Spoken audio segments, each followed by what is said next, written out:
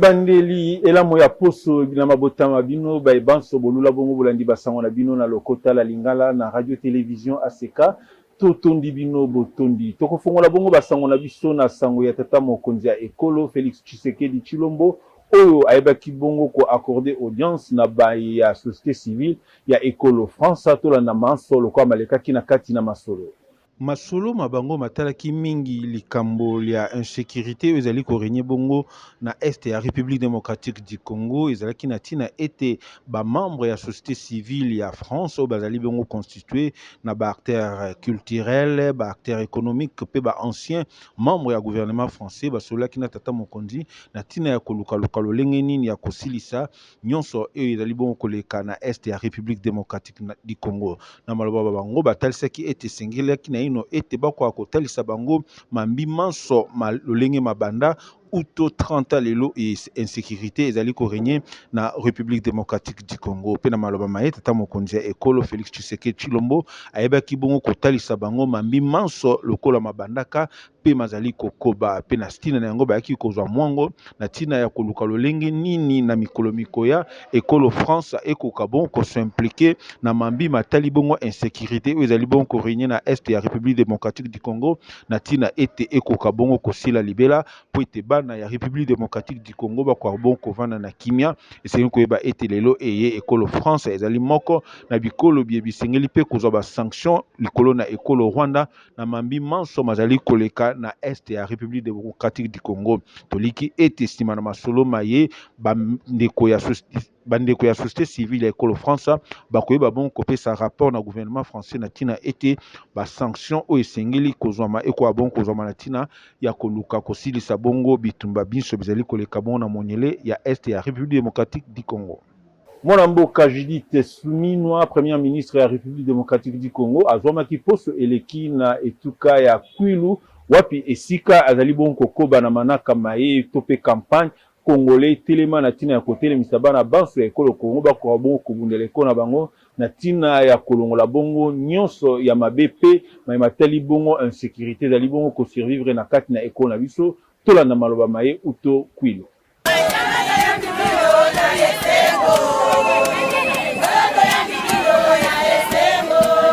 À l'aéroport de Bandundu-Ville, une foule en liesse s'est rassemblée ce dimanche pour accueillir la chef du gouvernement, Judith Suminwa Tuluka. Aux environs de 12 heures, la première ministre a reçu les honneurs militaires dignes de son rang en présence du gouverneur de Kwilu, Félicien Kiwai, des députés nationaux et provinciaux, des conseillers communaux, des autorités coutumières et de plusieurs notables de cette partie du pays.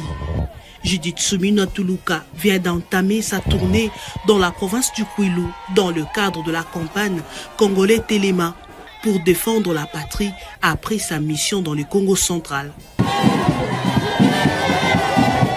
Dès son arrivée, la première ministre Judith Suminwa Tuluka a pris la direction de la place Onatra en vue de s'adresser à la population du Kwilu.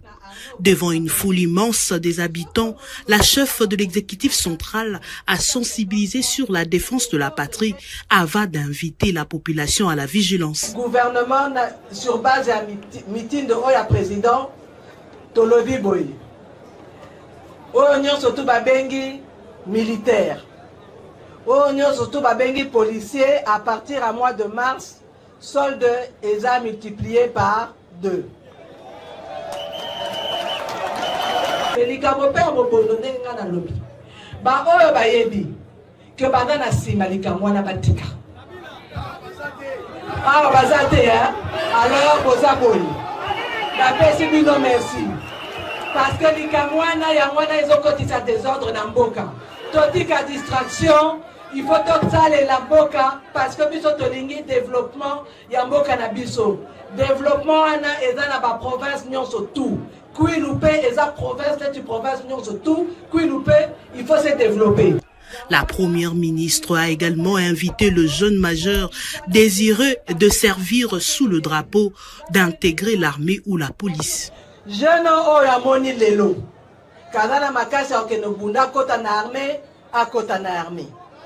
Jeune oyalobike azana makasi a kota na police a sa la formation. akota na police poto lingi lelo armée ezala discipliné, police ezala discipliné, bino nyonso tout l'air borokota tokoka ko sunga bino na ndenge ekoki na ba formation et puis bokende kosala musala ndenge oyo esengeli mpona ko protéger ba mboka na biso, intégrité territoriale ya mboka na biso. Après ces grands rassemblements, la première ministre recevra les différentes délégations de la société civile de la province. Mokolo ya poso eleki na bokambami ya archevêque président ya église des réveils du Congo Évariste Ejibaya Mapia elaki bon losambo lonene na quartier général ya église pentecôtiste des secouristes na tina na koluka bongo kimia na kati na école na biso pesima nango Évariste Ejibaya Mapia archevêque président ya RC azanga kite kobwa kambela e tozali koyokisa bino tolobi kosambela tokolemba te nzambe nde akela Congo Nzambe nde asala biso ete tozala ba Congolais yango wana tosengi na Nzambe na losambo en même temps côté tozala kosambela côté tozali ko conscientiser to kolamwisa bolingo ya mboka na kati ya biso nyonso. Donc ezali message tolobi ya bolingo ya mboka ya kosala ete mboka na biso bapaya oyo baye kubondisa biso balongwa et puis na kopesa message na ba jeune ete basenrole nde tomoni ndakisa babilenge baoyo tolakisi na bilili basengage ete bakokota arme mpo bakende ko libérer mboka na biso en même temps bazali kosensibiliser babilenge mosusu ke bakota mpe mosala ya basoda mpona ko batele kolo. Toki tasika na engumba ya Kinshasa mpenza na commune ya Masina na marché de la liberté wapi esika nungu ezalaki lelo e na tongo basali ya marché de la liberté ba kibongo kotomboka na miko ezwami bongo na division ya travail ya province ya Kinshasa na tina ete ba kwa kosopela bango etuluku ya bato e koborisa bongo motango ya basali na kati na marché e pe kopesa bongo mbilinga na memateli bongo lifuta ya bango na tina na yango ba ya marché la liberté ba kibongo kobwa kambela na tina ete likambo yango liko kabongo kosalema te to landa mansolo kwa mazali koleka na explication e esengeli koyeba ete nungu eye ezwami bongo na bandeko ya division urbaine ya travail sur le plan na bandeli esengeli koyeba ete nungu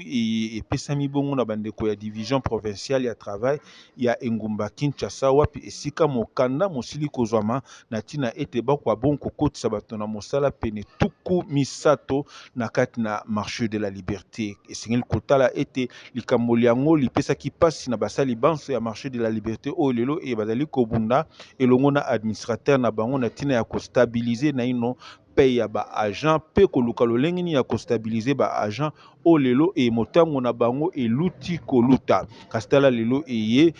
meko ezwami bongo na niveau ya division urbaine ya travail provincial pona ete bakoka bongo kobakisa lisusu effectif ya ba travailleur na marché de la liberté kasi ya kotala ya pasi ezali ete boko na bato oyo bazwi bongo meko ete bakwa kokota basusu bapesi bango ndingisa ete bakwa bongo kokota na ba fonction administrative très élevée ndakisa na niveau ya finance na niveau ya comptabilité pe ba service kilikili likambo yango lipesi pasi talatina elelo eye ba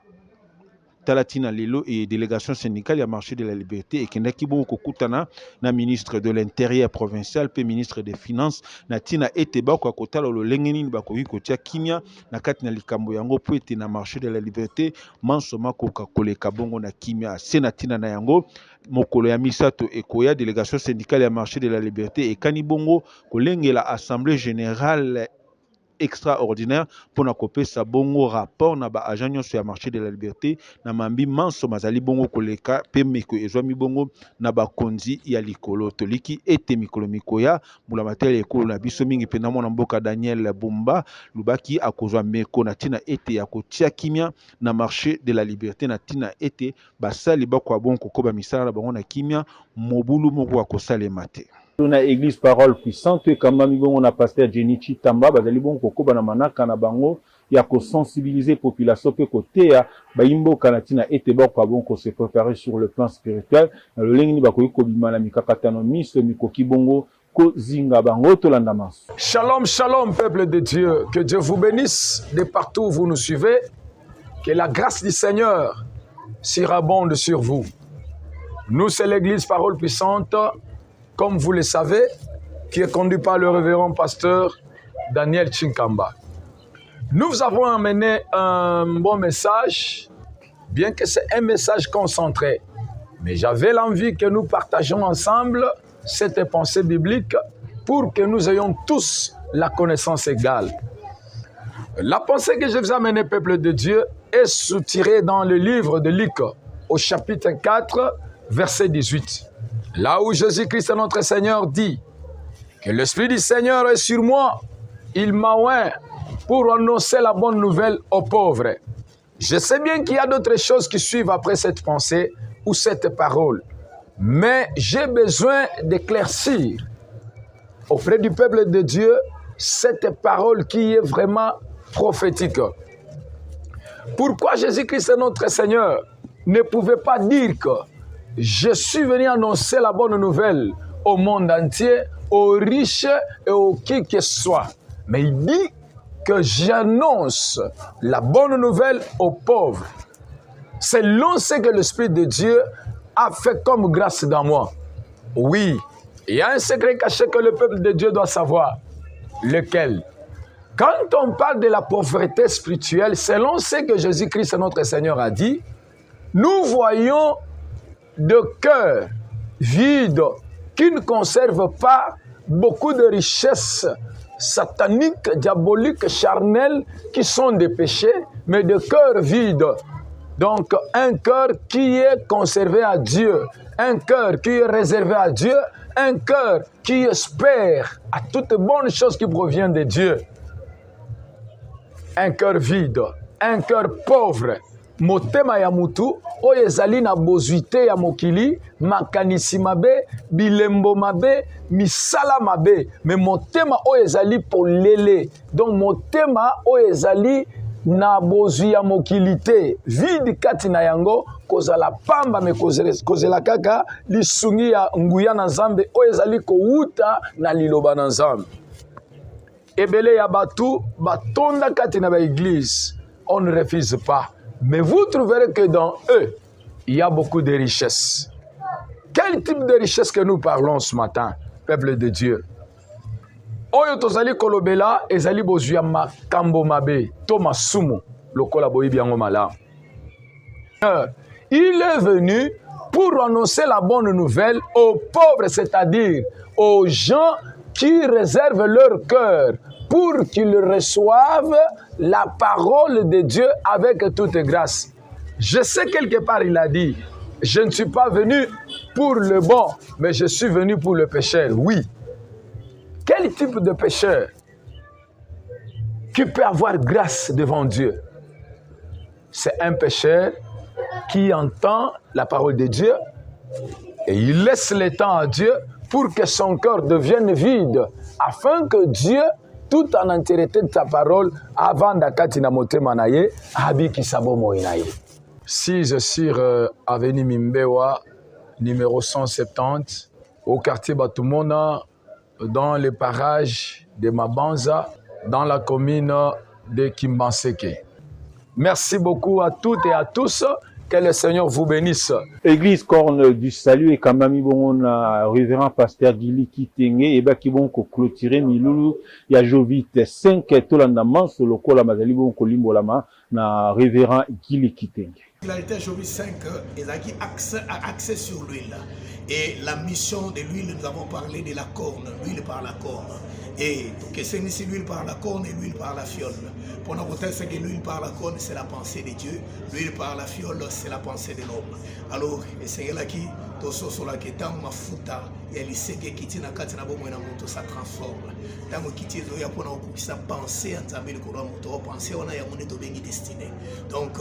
nous avons travaillé et l'huile dans le domaine spirituel, dans le don spirituel, où il y a qui visait, où il s'est déclenché, où il fallait relever la foi, il y a des gens qui décourageaient, il fallait un travail de délivrance, il fallait un service de maladie, et puis à la fin, prière sur les familles et prière pour la nation congolaise. Parce que nous avons déjà 7 jours pour le Congo. Et les lots, tout ce qui ici, pour nous dire que le Congo sera un et indivisible. Balkanisation Toboui, Zamba Kimia Mboka Congo, Mboka Nabiso, Ebika prospérité, Ebika développement, Tobonde pour la Mokonja Mboka, Tobonde pour la institution, Tobonde pour la Bananza, et pour l'église, corps et Christ dans l'ensemble. Voilà ce qu'a été la particularité de la journée 5. Nous sommes en train de lancer un appel. Bien-aimés Médard, ça fait plusieurs années que nous avons le fardeau pour nos frères de l'Est. Ce qui n'a émis que nalandaka information à la lettre de tout ce qui se passe au niveau ya est depuis temps au Katamametou na ba Beni na ba chaque jour autant de morts et consoles les ADF autant de morts et tout ça le M23 on a cessé de prier avec les saints avec les hommes de Dieu autour de la situation à est et tout pas pour l'ensemble parce que et nous allons lancer cet appel. Nous voulons cette fois-ci lier la parole à l'acte, la prière aux actes. C'est comme ça que nous lançons un appel pour nous soutenir les victimes de la guerre à l'Est. Joignez-vous à nous, ceux qui où l'église du Seigneur est là, avec les hommes de Dieu, en termes de finances, en termes de bien, dans tout le temps là. Les bafandi na bakande déplacer bilamba ya kupasuka et konso ça fait mal ezala bilamba ya bana ezala bilamba ya mikolo les ONG bato ba pesa meli ba moyen ole ya kokende ko melisa ka bato na bar banda tongo tibutu bato mbala mususu lobi ba kobosana na bango yo pose des actes oyo lelo et ko sala ke lo sambe to ko sala pona yo nzamba ko se souvenir na yo. Donc nous lançons cet appel que bande ko nyonso ba koki oui soit contact avec nous, nos numéros de téléphone de 081 502 49 73 081 502 49 73 099 95 64 838 099 95 64 838 benga biso na ba numéro to ko pesa yo possibilité na ba compte oye bombisami oye c'est que oye bana ko komisa compte na ni par na yo to ko se soumettre à une discipline to ko bana ko enregistrer batu nyonso ba bana ko pesa to tanga na ba komo na bango to bondela ka pona bango devant l'église. Si vous êtes une autorité, si vous êtes un ONG nyonso ko pesa to da vraiment na besoin que bande ko ba se joindre à nous toutes les personnes de bonne volonté. Alors tout dans la pose action Oinasuka avec les autorités du pays dans une prière pour la nation pour rendre action de grâce et pour na kolo pour na onyonso nzambe a ko sala pe a sali pour na kimia mboka Congo na journée wana otobongisi ya moto bandi déjà cette opération lilo parce que toujours que nango malembe chaque jour ti na mois de juillet to sangisi ba éléments nyonso parce que nous aurons une grande action na palais du peuple oyo tokozala na prière monene oyo tokozala na barsa na nzambe ebele oyo tokozala na baautorité ya mboka bana na nzambe ebele bandeko baza libanda ya mboka bakoki mpe kose joindre à nous mpo na ntina na kotya maboko pour que tosuka na kobondela te mais toleka na kolie la parole à l'acte. Donc voilà oyo tokoki na koloba pour na ntina na mboka na biso et pour l'ensemble de l'activité et nzambe apambola basai na nzambe nyonso dans l'enceinte de la communauté qui se sont donnés corps et âme et ça là au niveau de pasteur et ça là au niveau de serviteurs toutes tendances confondues à Kambinyoso et ça là dans le département banana nzambe bandeko ya libanda et puis pour natina bandeko na libanda je crois que ba numéro nyonso zale ba koki kotina même offrande na bango pour nous sceller prier na bango. Nous avons prié pour plusieurs personnes ba malades bandeko banana ba cas de complications. Nous sommes là, contactez-nous. Vous avez besoin des orientations, des directives pour la prophétique, des orientations de Dieu. Vous avez besoin de la sagesse de Salomon par rapport à problème venez entrer en contact avec nous. Vous ne serez pas déçus car ici il y a plus que Salomon qui est bien notre Seigneur Jésus-Christ et c'est lui l'homme aux cheveux blancs par excellence. ba tata ba bandeko tala mwandambo ya basango tolengelaki mpona ntina na bino na mokolo mwa lelo botikala malamu nde tokute na bino mbala ya nsima bilili bisungamaki bongo na ndeko Trésor Mwamba pe réalisation ya Kwaku Ntoto Amegashi elongo na Gloire Ngonzo botikala malamu nde tokute na bino mbala ya nsima.